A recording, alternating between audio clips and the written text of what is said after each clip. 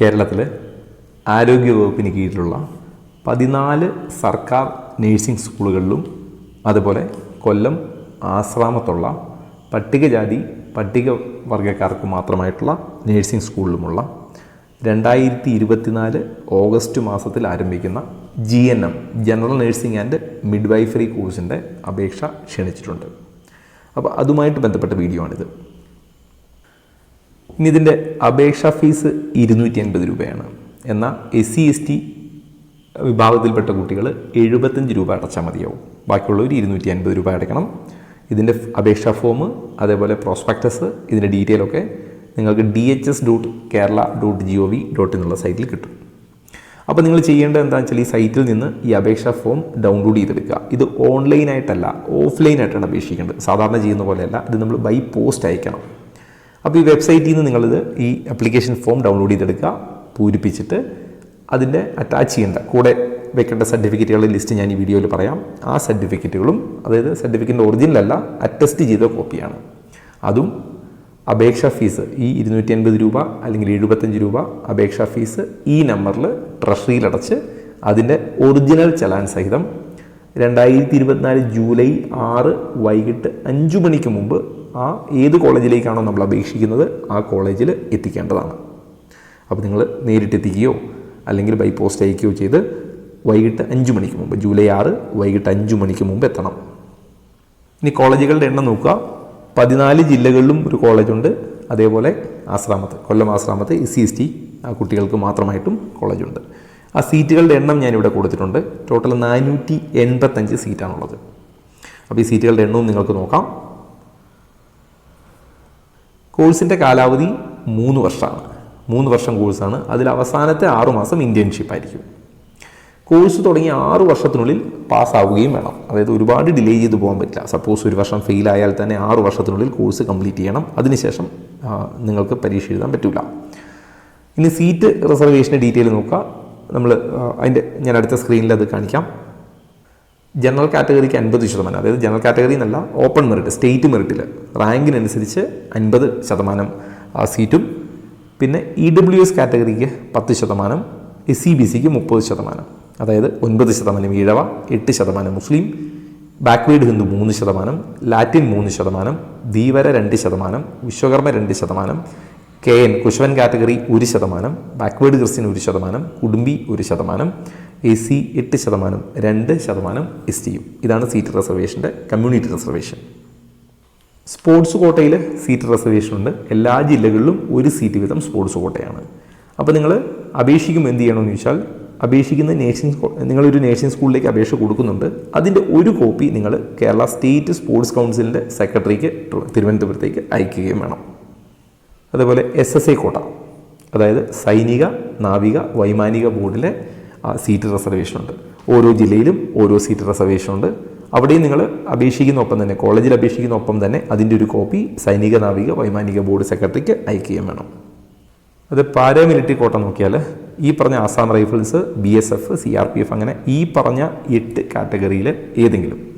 അപ്പോൾ ഇത് paramilitary ജീവനക്കാരുടെയോ സേവനത്തിലിരിക്കാൻ മരണപ്പെട്ടവരുടെയോ ex service അല്ലെങ്കിൽ നിലവിൽ സർവീസ് ഇരിക്കുന്നവരുടെയോ ഒക്കെ ഇവർക്കൊക്കെ ഇത് റിസർവേഷൻ ബാധകമാണ്.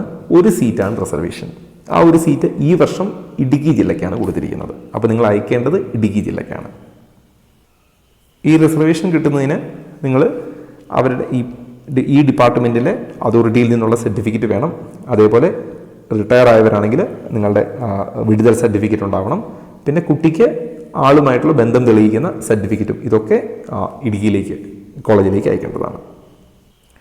അതേപോലെ NCC കോട്ട 2 സീറ്റാണുള്ളത്. ഇപ്രാവശ്യം തിരുവനന്തപുരത്തും പത്തനംതിട്ടയിലുമാണ് സീറ്റിൻ്റെ റിസർവേഷൻ ഉള്ളത്. അതേപോലെ ട്രാൻസ്ജെൻഡർ കോട്ടയുണ്ട്. അവിടെയും നിങ്ങൾ അപേക്ഷിക്കുന്ന കുട്ടി എന്ത് ചെയ്യണമെന്ന് ചോദിച്ചാൽ ഈ ട്രാൻസ്ജെൻഡർ കോട്ടയിൽ അപേക്ഷിക്കുന്ന കുട്ടികൾ ഇതേപോലെ തന്നെ ആരോഗ്യവകുപ്പ് ഡയറക്ടർ കാര്യാലയത്തിലേക്ക് ജനറൽ ഹോസ്പിറ്റൽ ജംഗ്ഷൻ വഞ്ചൂർ എന്നുള്ള അഡ്രസ്സിലേക്ക് നിങ്ങളുടെ ആപ്ലിക്കേഷൻ അയക്കുകയും വേണം. കോളേജിലും അപേക്ഷ കൊടുക്കണം. അതുപോലെ ഫിസിക്കൽ ഡിസബിലിറ്റി ഉള്ള കുട്ടികളും ഇത് തന്നെ ചെയ്യണം. നിങ്ങളുടെ ഡോക്യുമെൻ്റ് സബ്മിറ്റ് ചെയ്യുന്നൊപ്പം എന്തുകൂടി ചെയ്യണം, ഈ ആരോഗ്യവകുപ്പ് ഡയറക്ടർ കാര്യാലയത്തിലേക്ക് ഈ മേൽപ്പറഞ്ഞ അഡ്രസ്സിൽ നിങ്ങളുടെ ആപ്ലിക്കേഷൻ്റെ ഒരു കോപ്പി അയക്കുകയും വേണം. അതുപോലെ ANM നഴ്സിംഗ് കഴിഞ്ഞവർ അവർക്കും സീറ്റ് റിസർവേഷൻ ഉണ്ട്. ഇപ്രാവശ്യത്തെ റിസർവേഷൻ എറണാകുളം കോഴിക്കോട് ജില്ലകളിലാണ്. അപ്പോൾ അവരും ഈ പറഞ്ഞതുപോലെ ആരോഗ്യവകുപ്പ് ഡയറക്ടറുടെ കാര്യാലയത്തിലേക്ക് അപേക്ഷ അയക്കണം. EWSന് സീറ്റ് റിസർവേഷൻ ഉണ്ട്. അപ്പോൾ അതിൽ നിങ്ങൾ 10% സീറ്റാണ് ഞാൻ നേരത്തെ പറഞ്ഞിരുന്നു. അപ്പോൾ ഈ കുട്ടികൾ എന്ത് ചെയ്യണമെന്ന് വെച്ചാൽ EWS സർട്ടിഫിക്കറ്റിൻ്റെ അറ്റസ്റ്റഡ് കോപ്പി ഉൾപ്പെടെ വേണം കോളേജിലേക്ക് അപേക്ഷിക്കാൻ. അതിൽ വിദ്യാഭ്യാസ യോഗ്യത എന്താണെന്ന് വെച്ചാൽ ഫിസിക്സ്, കെമിസ്ട്രി, ബയോളജി. ഇത് ഓപ്ഷനിലാണ്, കാരണം ഇതില്ലാത്തവരെയും പരിഗണിക്കും. ഇവർക്കാണ് പ്രയോറിറ്റി എന്ന് മാത്രം.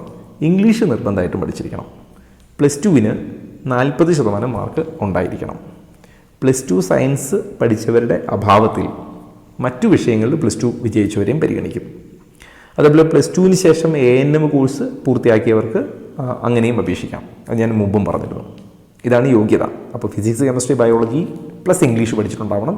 ഇനി ഇവർ ഈ ഫിസിക്സ്, കെമിസ്ട്രി, ബയോളജി പഠിച്ചവർ ഇല്ലെങ്കിൽ പകരം സയൻസ് പഠിച്ചവരുടെ അഭാവത്തിൽ മറ്റ് സബ്ജക്റ്റിൽ ഹയർ സെക്കൻഡറി പഠിച്ചവരെയും പരിഗണിക്കും. അതുപോലെ 40% മാർക്ക് എന്ന് പറയുന്നത് ഓപ്പൺ മെറിറ്റിലാണ്. ഇനി SCBC കുട്ടികൾക്ക് 35% മാർക്ക് മതി, SCBC കാറ്റഗറിയിൽപ്പെട്ടവർക്ക്. അതേപോലെ SC/ST കാൻഡിഡേറ്റുകൾക്ക് പാസ്സായാലും മതി. അതിന് എലിജിബിലിറ്റി ഇത്ര പെർസെൻറ്റേജ് വേണമെന്നില്ല, പാസ്സായാൽ മതി. ഇനി ഏജ് നോക്കുക. 2024 ഡിസംബർ 31 17 വയസ്സിൽ കുറയരുത്. 2024 ഡിസംബർ 31 17 വയസ്സിൽ കുറയാനോ 35 വയസ്സിൽ കൂടാനോ പാടില്ല. എന്നാൽ SCBC വിഭാഗക്കാർക്ക് 3 വയസ്സിൻ്റെ ഇളവും SC/ST വിഭാഗക്കാർക്ക് 5 വയസ്സിൻ്റെ ഇളവും അനുവദിച്ചിട്ടുണ്ട്. അതുപോലെ സീറ്റ് കേരളീയർക്കാണ് ഈ പറഞ്ഞ എല്ലാ കാറ്റഗറി റിസർവേഷനും ഉണ്ടാവുക. കേരളീയർ അല്ലാത്തവർക്ക്, നോൺ കേരളൈറ്റ്, കേരളത്തിൽ പഠിച്ചവർ, കേരളത്തിൽ പേരൻസ് സെറ്റിലായവർക്കൊക്കെ അപേക്ഷിക്കാം. നോൺ കേരളൈറ്റ് ഇവരല്ലാത്തവർക്കും അപേക്ഷിക്കാം. ഇനി അപേക്ഷിക്കേണ്ട വിധം ശ്രദ്ധിക്കാം. അപേക്ഷാ ഫോമും പ്രോസ്പെക്ടസും സൈറ്റിൽ അവൈലബിൾ ആണ്. അപ്പോൾ നിങ്ങൾ എന്ത് ചെയ്യുക, dhs.kerala.gov.in എന്നുള്ള സൈറ്റിൽ നിന്ന് ഈ അപേക്ഷാ ഫോം ഡൗൺലോഡ് ചെയ്തെടുക്കുക.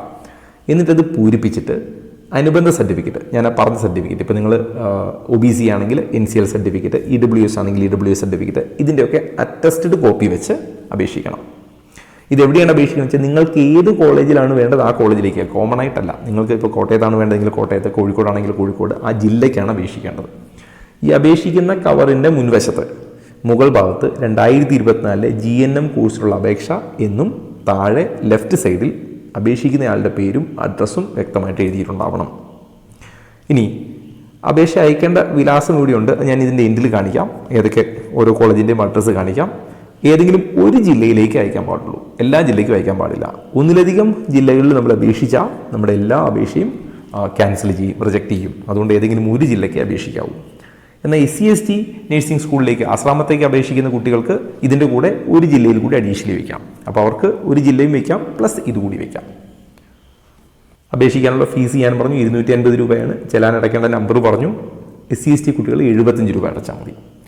എന്നാൽ നേരെ തിരിച്ച് ഈ SC/ST കുട്ടികൾ കൊല്ലം ആശ്രാമത്തും അപേക്ഷിക്കുന്നുണ്ട്, മറ്റൊരു കോളേജിലും അപേക്ഷിക്കുന്നുണ്ടെങ്കിൽ രണ്ടിടത്തും ഈ 75 രൂപ വെച്ച് ഫീസ് അടയ്ക്കുകയും വേണം.